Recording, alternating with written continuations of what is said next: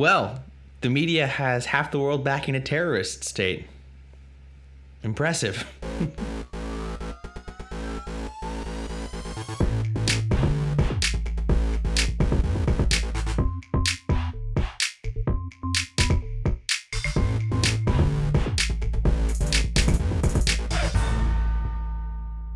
How quickly can I get myself canceled again? Okay, so, ladies and gentlemen, welcome back to this week's episode of the Hemlock podcast. Thank you so much for coming back. Thank you to the people who agree with me, come back and are being so supportive and being very kind.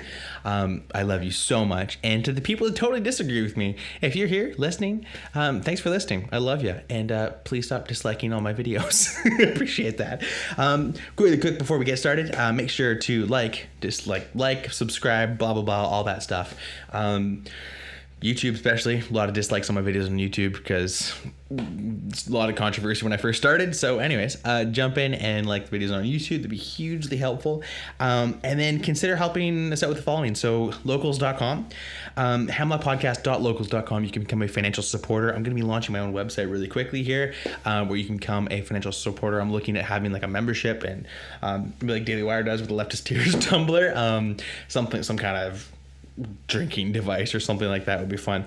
Not that we need help with drinking. I'm gonna need a drink for this one. So support on locals.com is awesome. I post exclusive content there that I don't post anywhere else, so check that out. 5-star rating on iTunes. It warms my heart to know that you guys are listening and liking, and when you actually write reviews rather than just 5-starring it, that's even better. It just like makes me smile. Lets me know I'm doing something good, which I appreciate.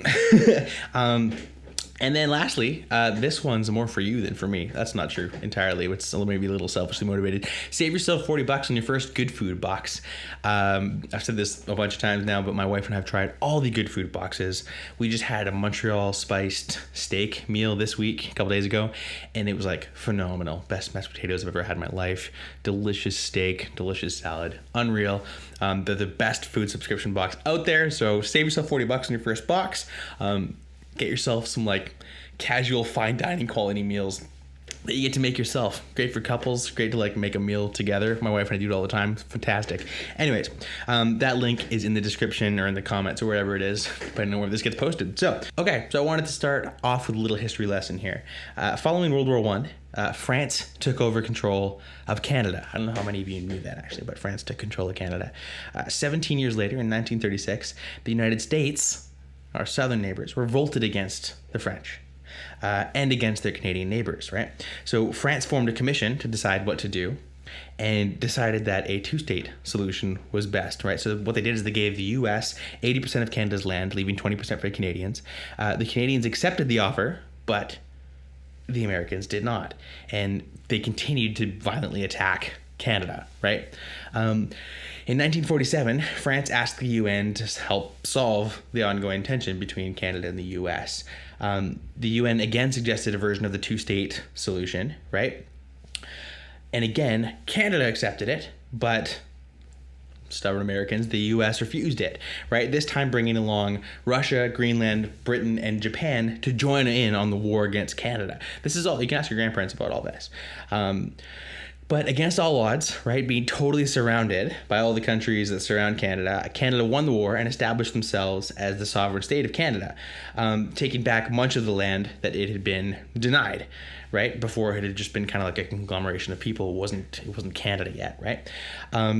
So basically what happened is it beat all the surrounding forces and then took land in the U.S. and actually some land in Greenland as well. However, Canada wanted peace and talked about giving up land in exchange for that ideal. It's like an olive branch, right? So instead of accepting that, the coalition around it got all together and basically gave them the three no's, which were their famous three no's were no peace, no recognition, and no negotiations, Canada, right? So much later, in 2000, the Canadian Prime Minister met with the U.S. President and offered to give up the contested areas, right? Even sharing the capital city of Ottawa. But again, the U.S. President said no to absolutely everything, just unequivocally, right? Instead, the U.S. launched a series of suicide bombers, killing or maiming thousands of Canadians, In 2005, again, Canada completely evacuated the land to the south of Ontario. Kind of some of the American land it had taken, it completely evacuated that land, displacing a bunch of the Canadian citizens living there. And they gave it back to the U.S. Again, it's like an olive branch, right? However, instead of peace, the Americans moved in, wrecked house. I guess this is actually under Trump. Later on, the Americans moved in, wrecked house, destroyed the infrastructure, and then used it as like a military staging area, launching thousands of rockets into Canada over the next few years. They fired rockets indiscriminately, and it was only Canada's brilliant technology, the iron beaver tail, that was able to keep Canadians safe. In 2008, the new Canadian Prime Minister offered even more land than the 2000 proposition in order to achieve peace. But again, the new U.S. president refused outright. So if you haven't guessed, I'm not talking about Canada and the U.S. I'm talking about Israel and Palestine. But to me, hopefully that puts into context the ridiculousness of what we're talking about, because, and it's pretty clear which side I line up on this. And this is a nuanced issue. It actually took a long time. This episode's late. Because episodes like this make me really nervous, because they're complex issues. There's a lot of sides to them. There's a lot of nonsense that's been done on both sides, right? And I'm not going to get into everything. But what I've noticed, again, is the misinformation being touted is you're only seeing one side from media. And again, friends of mine that are not super politically engaged, just touting one side of the story. So the mission of this podcast is not to like discount anything messed up that Israel has done, or to relentlessly demonize the Palestinian people, because there's a lot of innocent Palestinian people involved in this, getting hurt in this whole conflict as well, right? There's innocents being harmed on both sides, and I just want to provide some kind of equivalence in the coverage of both sides. Because I don't think, in my opinion, there's not moral equivalency here, and the side that's getting more support is mostly the aggressor, and hint, it's not Israel. So what's happened recently why am I talking about this? Why are people talking about this? Since this last Monday, over 2,300 rockets have been shot into Israel from Palestine. Now, to put that into perspective, most of the cities within firing range of many of them are coming from the Gaza Strip means you have about 30 to 90 seconds to get into a bunker to find shelter before one of these rockets hits you. Except for the what's called the Iron Dome. What I called the Canadian version was the Iron Beaver Tail, which is really stupid. But but the Iron Dome is a system basically it uses rockets to shoot rockets out of the air. So incoming rockets are shot out of the air by rockets targeting those rockets. So a lot of rockets, 2,300 in less than a week. That's insane. And they're indiscriminately targeting civilian areas, right? So we'll get into this kind of quickly. So quick history. I'll give you the real history now. I gave you the fake history because I just want it. To me, it's so ridiculous. So much of this stuff, when you contextualize it, like between Canada and the U.S. If the U.S., right? Imagine everyone hated Trump, right? If Trump just started firing rockets indiscriminately into Canadian cities, because of some like historic disputes and stuff like that are a lot more nuanced and like fleshed out than most of us give it credit for. We just like post support of Palestine to make ourselves look good on social media again, right? Without knowing any of the history of the region, and acknowledging any of the actual geopolitical circumstances that led to what's going on right now, right? And mostly, I think anti-Semitism is a real thing. I think a lot of it comes from a place of anti-Semitism, where it's just like I'm astounded at how you can go through the facts that we're gonna go through today and still come out as Israel are the bad guys. I'm kind of astounded by that, and I'll admit my bias right out of the bat. You're free to disagree, free to discuss. If you have facts you think I haven't read about, I've had people, I got caught a bunch of crap just announcing that I was doing this episode. People thought I was ignorant, and none of them had any good arguments that were able to like kind of shoot down the information I shot them back, right? But if you think you have stuff that defeats my arguments, feel free to discuss. I'm always open to having my mind changed, but you got to bring it properly, right? So a quick real history, not a satirical one. In 1947, the two-state solution was proposed by the UN. Basically, it just means Palestine will get a state, Israel will get a state, which the surrounding Arab countries around Israel, they were known as the Arab League back then, responded by promptly attacking Israel and getting their asses kicked, essentially, right? Israel trounced about 6 surrounding nations that attacked it all at once, which is astounding in itself. And then in that, they seized about 38% more of the land than what was proposed in the initial solution, right? So why? Because they won a war against aggressive attacking nations that completely surround the little postage stamp sized country that is Israel, right? So fast forward to 1967, the surrounding Arab countries attacked again, right? This is 4 or 5 of them this time. Attacked again, and Israel won again, astoundingly, right? This time, they seized the areas known as the Gaza Strip and the West Bank. West Bank, that's the area everyone's like pissed off about Israel building settlements in right now, which we'll get into later on. But again, they offered more land in exchange for peace, and they were denied totally because the nations around Israel do not want Israel to be a nation. They don't recognize their sovereignty, and most of them want the annihilation of the Jewish people, right? This happened again in 2000, and then in 2005, what happened was Israel, and I actually have an uncle who visited the area before and after the Gaza Strip.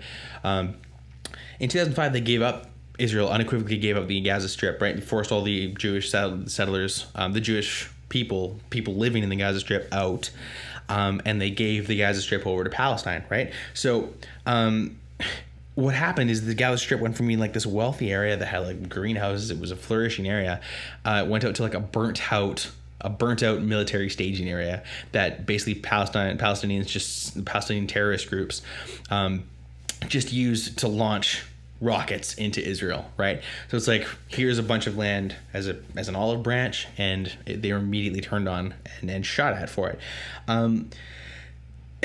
In 2008, Israel again offered more land. They were refused again. This is the cycle. I want you to get this. Israel has more, like, over and over and over again, has offered land in exchange for peace. Israel has come to the table, been willing to talk, offering land, giving up stuff, and they have over and over and over again been totally refused by mostly the terrorist leaders of the Palestinians, and been attacked by the surrounding countries whenever they do give up land, or even before they give up land, right? I want you to get that cycle because that's important. People always like to frame, and I think largely anti-Semitically, like to frame Israel as the aggressors here without acknowledging that Israel has more than once, multiple times, come to the table, offered peace, offered land, and just been totally denied because their enemies don't want to acknowledge them as a state at all, right? And actually openly call for their annihilation. So they're not calling for this is the thing. They're not calling for peaceful coexistence with Israel, right? They're not calling. That's why they've refused a 2-state solution so many. They've been offered that so many times throughout history. 1948, 1967, 2008, 2000. They've been offered that so many times. They always turn it down, right? Because they're not seeking a peaceful solution. They're seeking Israel's annihilation, right? And the Jewish people. Now, did I mention the population of Israel, right, is 20% Arab, has Arabs in their government, Arabs in their military, Arabs have equal human rights in Israel.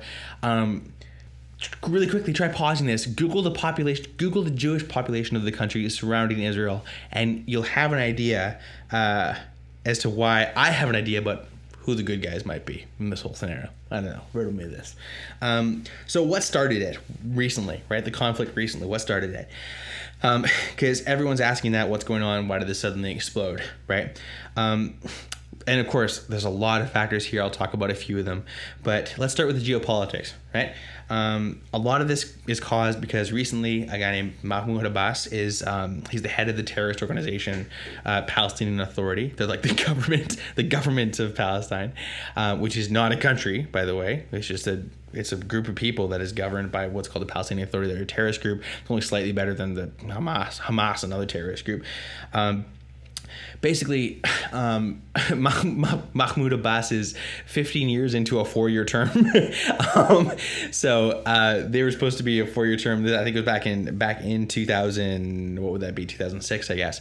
2006 was the last time they had an election there, and it was supposed to be a 4-year term. And 15 years later, there's still never been another election. There was supposed to be May 22nd of this year, and he canceled it in April because overwhelming support amongst the Palestinian people said that basically Hamas, the terrorist organization, was going to win that election. So that's a scary enough fact on its own, right? And so we're talking about who's in the right, who's in the wrong here. The fact that a majority of the Palestinian people support Hamas that's a scary enough fact on its own, honestly.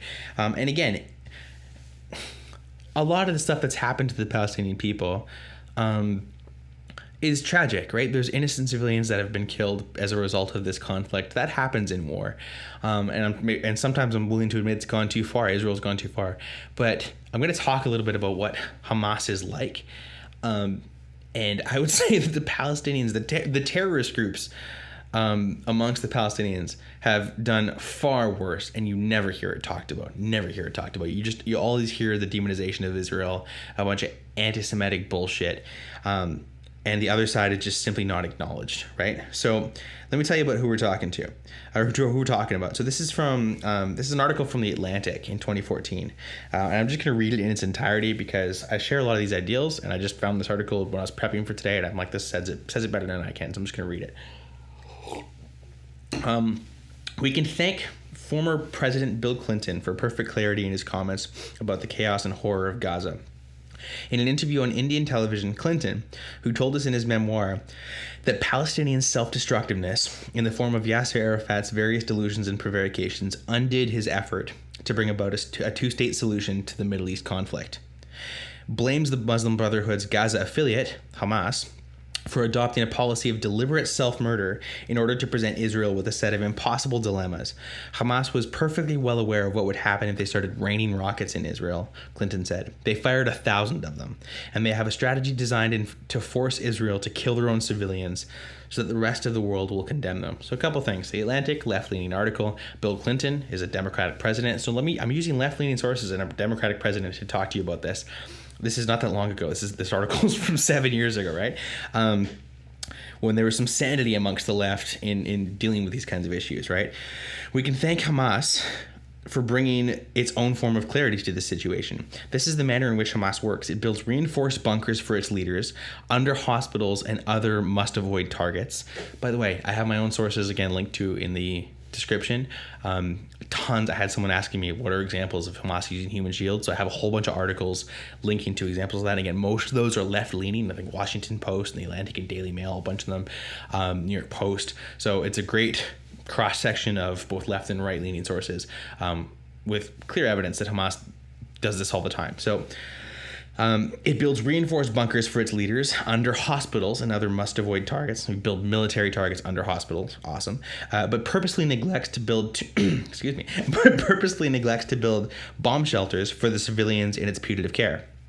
From their bunkers, the leaders order rocket teams to target Israeli civilians. Hamas, which was responsible for the deaths of several hundred Israeli civilians during the second Palestinian uprising alone, has lately been less effective at killing Israelis, but nevertheless, the rockets keep launching. When you repeatedly fire rockets at civilian targets in a neighboring country, that country usually responds militarily. Go figure. Civilians get killed during the Israeli response, in part because Hamas rocket teams operate from sites that are among Gaza's most densely populated, and in part because Hamas stores its weapons in schools and mosques. So this is a terrorist militant organization storing their weapons in schools and mosques. I wonder why civilians are getting killed. Jeez. Which, again, is tragic, but when Israel's targeting military targets and they're basically putting military stores in civilian areas, whose fault is that?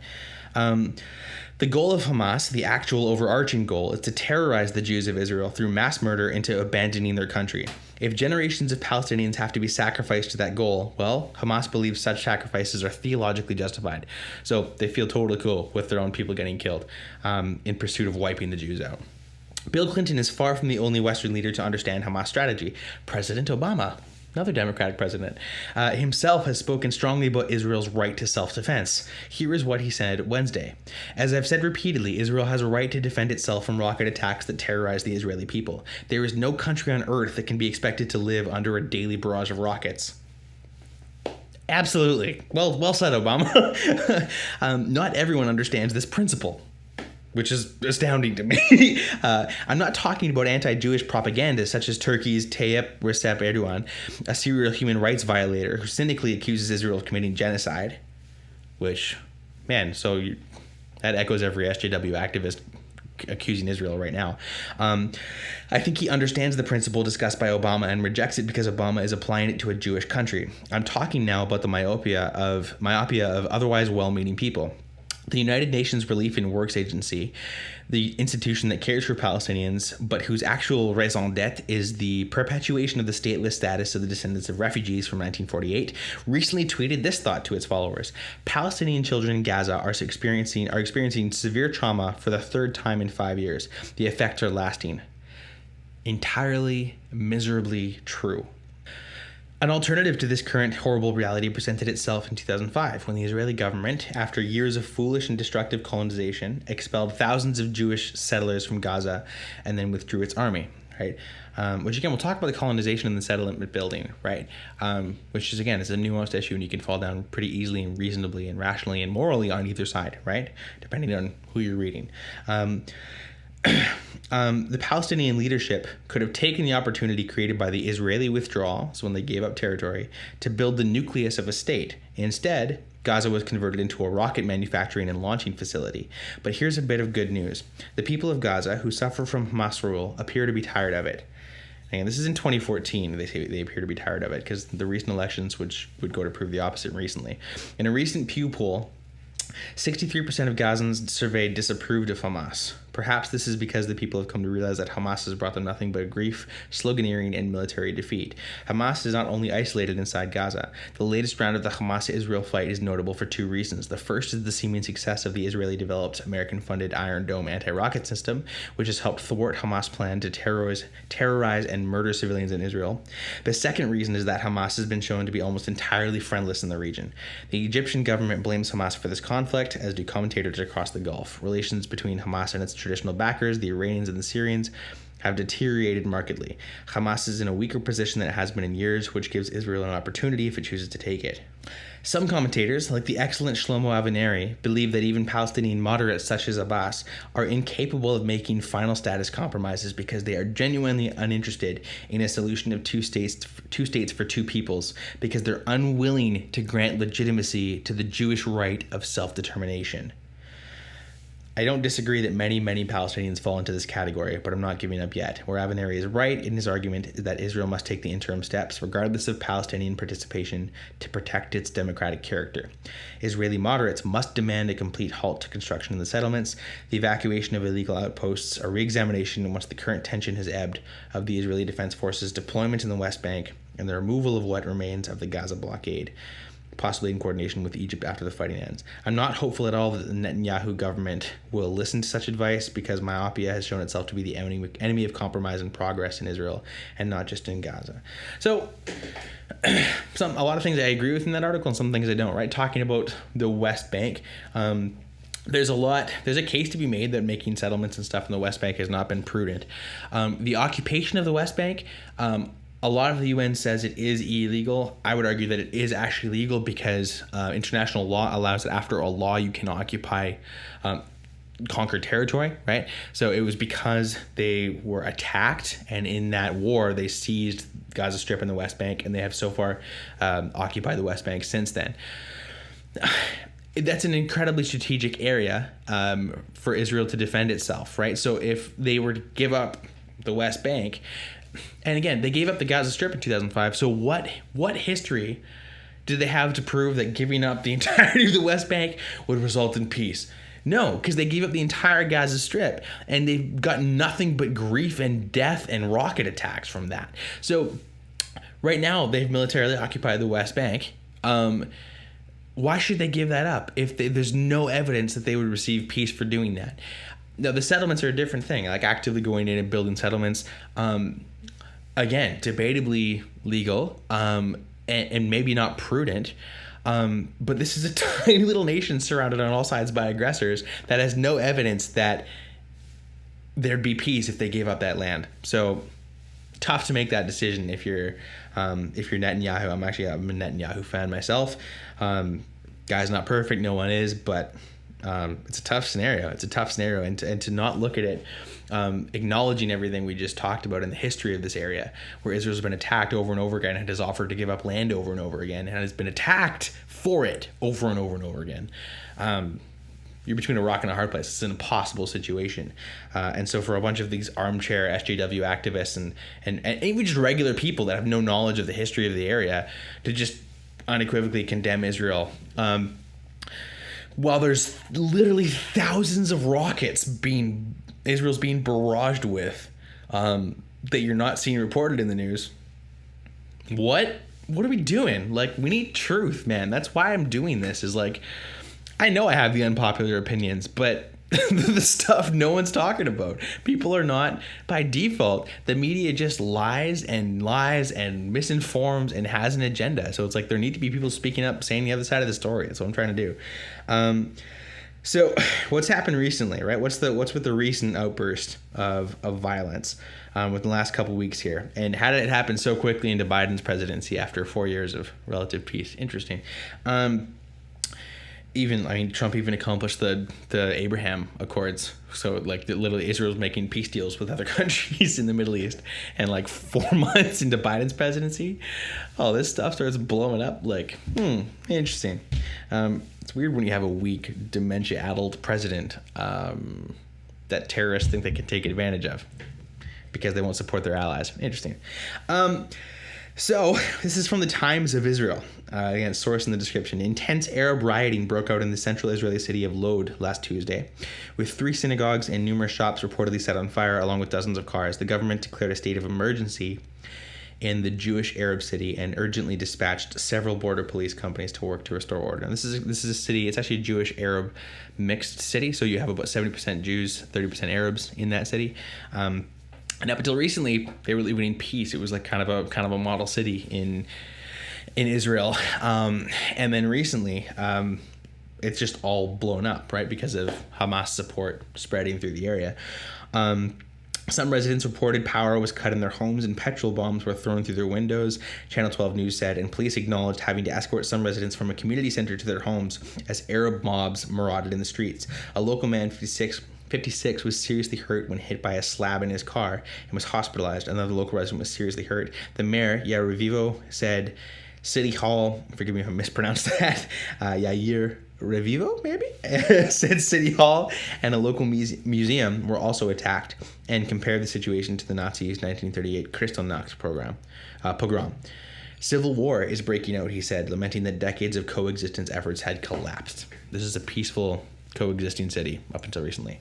A lot of it has to do with what's been called the TikTok intifada as well. So literally, it's a term that's been coined because on TikTok recently, there's been videos of like Arabs just like beating the shit out of Jews in Israel, right? Attacking them, filming it, slapping them on subways, like that kind of stuff, right? And filming it. There's been tons of that. It's got its own hashtag on TikTok. And they called it the TikTok intifada. So there's been a lot of anti-Jewish hatred recently. And we talked about a lot of that stemming from broadening support for Hamas in the wake of these elections, right? So Mahmoud Abbas does not want to lose power because of broadening support for Hamas. Hamas was slated to win that election, so he canceled that election. And now you have a lot of Palestinians acting out in response to that. And again, as always, Hamas has been firing from civilian sites. There are videos, you can see videos on Twitter of like people, or like these rocket batteries shooting from like the middle of streets in like apartment complexes. So people are like, oh yeah, show me that Hamas is using human shields. Well, why are you firing rockets from the middle of an apartment complex? Like, what do you expect to happen if Israel wants to take out the rocket battery? They suddenly have to target the middle of an apartment complex to stop thousands of rockets being fired at civilian areas. And you can look up videos of this. Like, this is not like a hidden It's not like a hidden thing. There's videos all over the place of like, you can look up like the Iron Dome, which is a miracle of military science.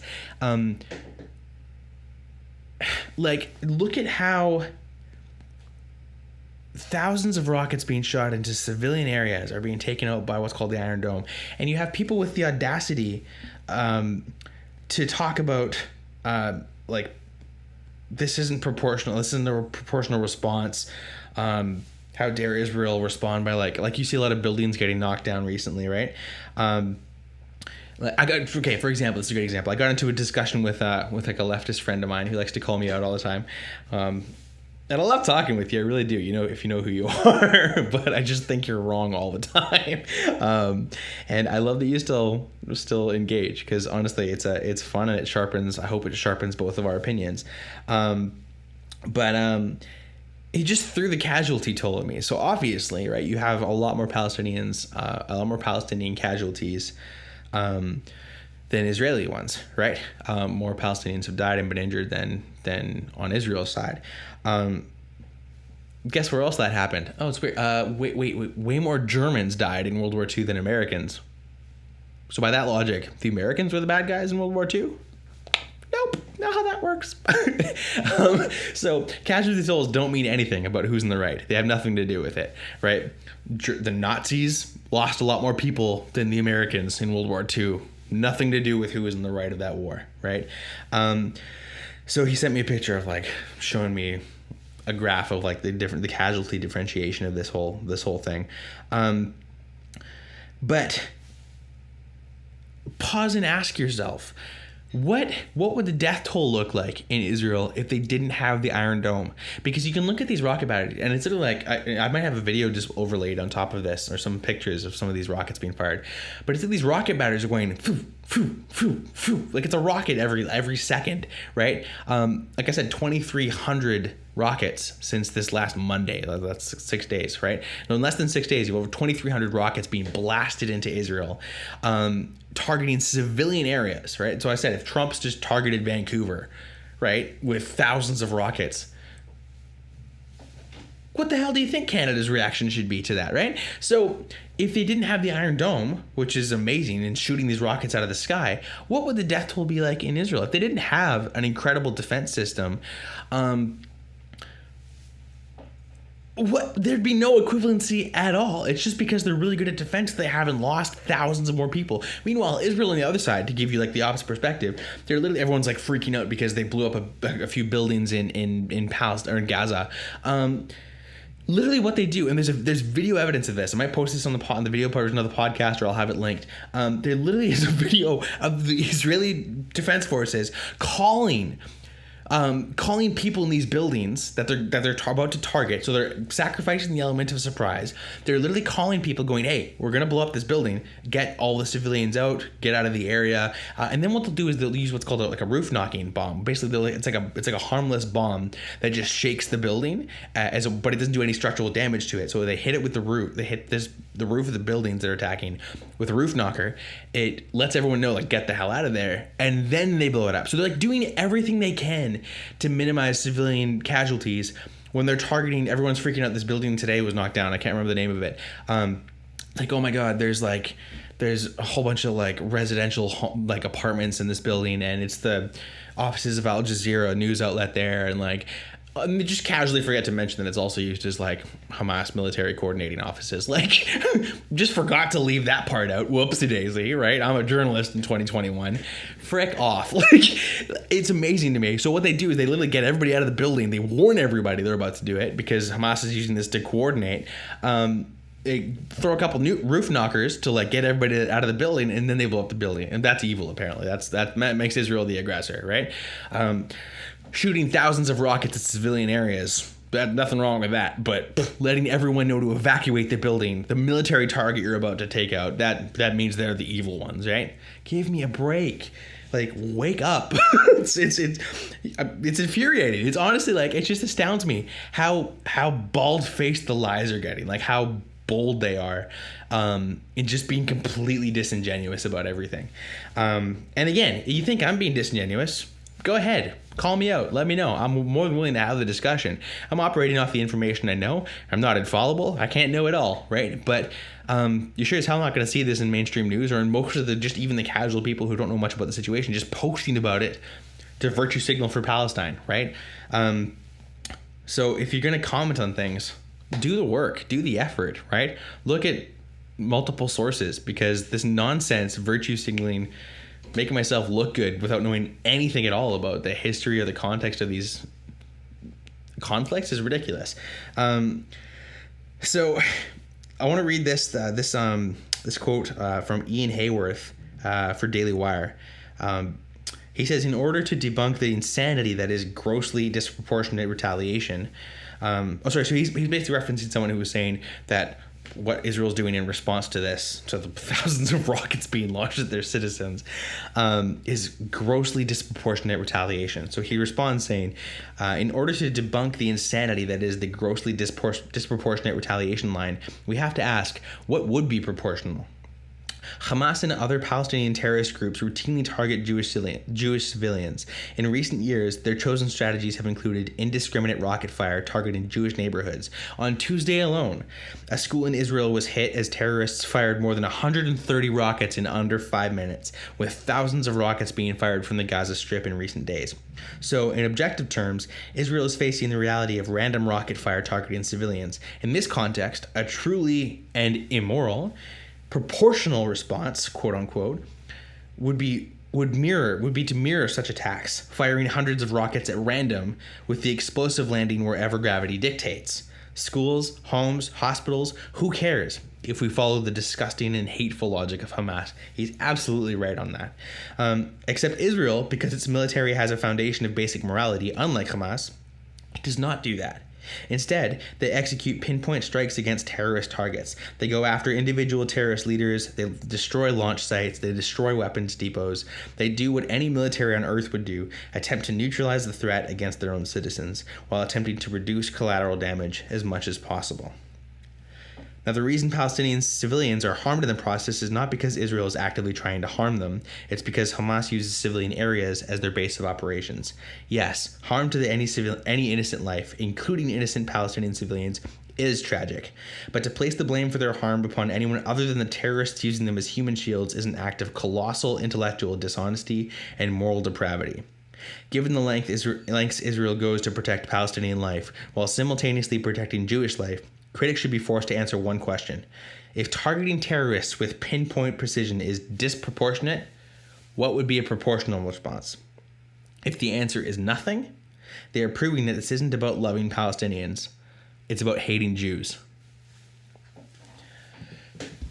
And that's where I kind of want to wrap this up, is that I think so much of this comes down to straight anti-Semitism. I think if you read history, anti-Semitism is a clear and present force throughout mankind and throughout the history of mankind. And you see it manifested in somehow the only liberal democracy in the Middle East. Tel Aviv has the largest gay pride parade in the world, by the way, whereas homosexuals are thrown off of roofs in many of the surrounding countries, outright killed or dragged through the streets behind trucks. Like, you want to talk about women's rights. Huge violators, grossly, many of the countries surrounding Israel. You have a country that's 20% Arab. Arabs are allowed to vote in the government, in the military, but there's no Jews in the surrounding countries. Riddle me that, Batman. Tell me who the aggressors are. Tell me who the bad guys are. Again, please. Read up on the history. Read up on how many times Israel has been attacked. People call them expansionist or imperial or whatever it is. And it's just like, no, they've been attacked over and over again, and they just keep winning the wars. And they get more land in the process. And there's no incentive for them to give up land when every time they do that, they get attacked. You wouldn't do it. Why the hell do you expect Israel to do it? It's two reasons. It's ignorance or blatant anti-Semitism, I think. And again, willing to having my mind change if you can bring some information that would change my mind. But it's troubling to me, even when I started to see this happen in my own life, just amongst even Christians I knew back then, that I thought were like growing up and kind of, I'm not like, by the way, I'm not like I don't approach this from like a religious place.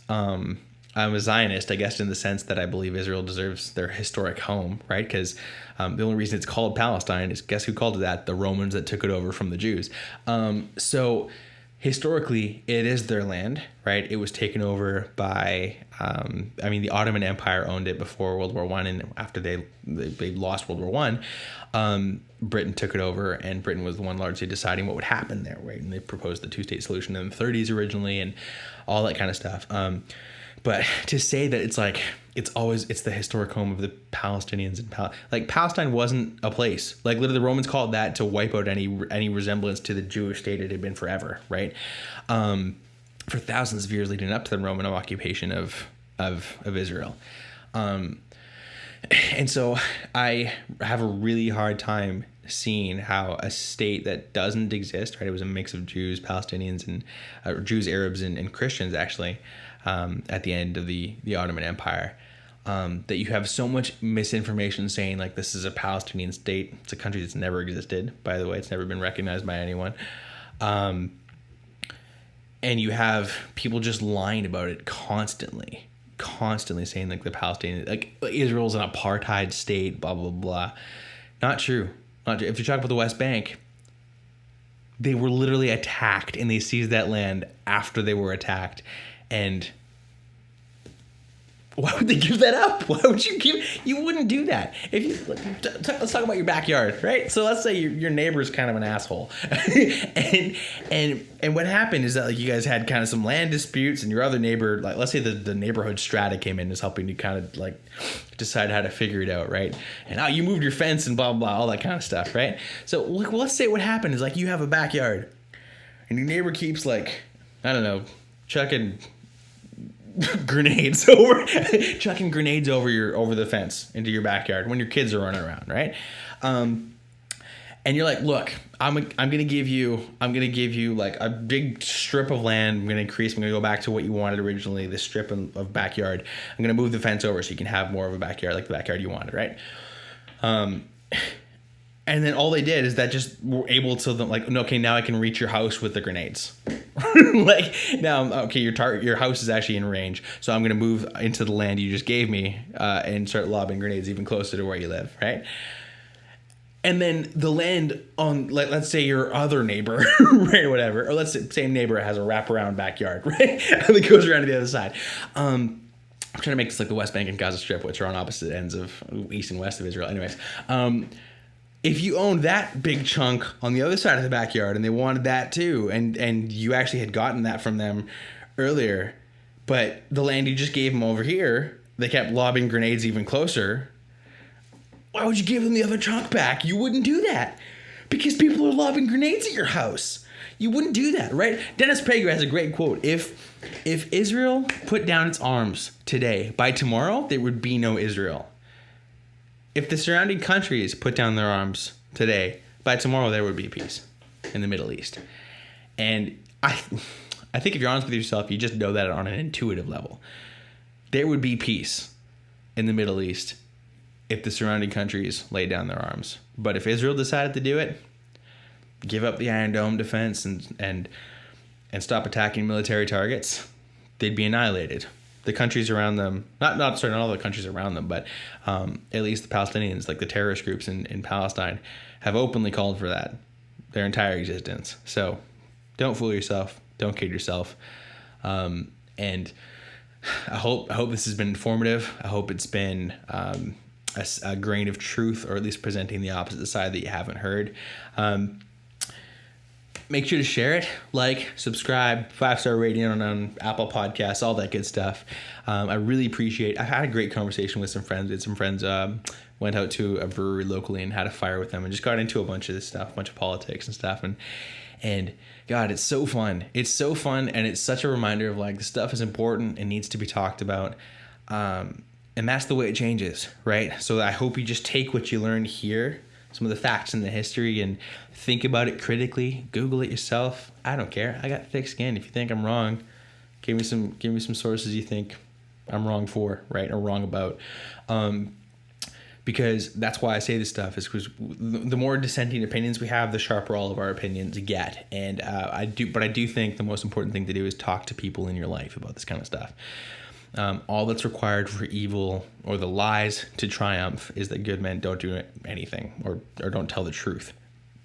And so tell the truth, be bold, have the conversations, use the knowledge, and have these talks with people in your life, people that you know are spouting misinformation intentionally or otherwise. And I think that's how we start to take the culture back slowly, inch by inch, in real life conversations, being bold to do that. So much love. As always, I love you all. Thanks for listening. This has been the Hemlock Podcast, and we'll see you next week. Bye. Thank you so much, everybody, for listening to this week's Hemlock Podcast. Don't forget to subscribe and share it with your friends and family. Tell them to subscribe, because if you loved it, then they're going to love it too, obviously. Also, head on over to iTunes to leave us a 5-star rating and review. That helps us a lot with the charts. And if you're not going to leave us 5 stars, then forget about it. Don't worry about it and enjoy the rest of your day. Lastly, head on over to the hemlockpodcast.locals.com to become a supporter and receive access to exclusive content and ad-free versions of the Hemlock Podcast. Love you so much for listening. Let's continue to ride out this increasingly insane world with irreverence and joy. This is your host, Patrick Jolliker, and much love, y'all. Peace.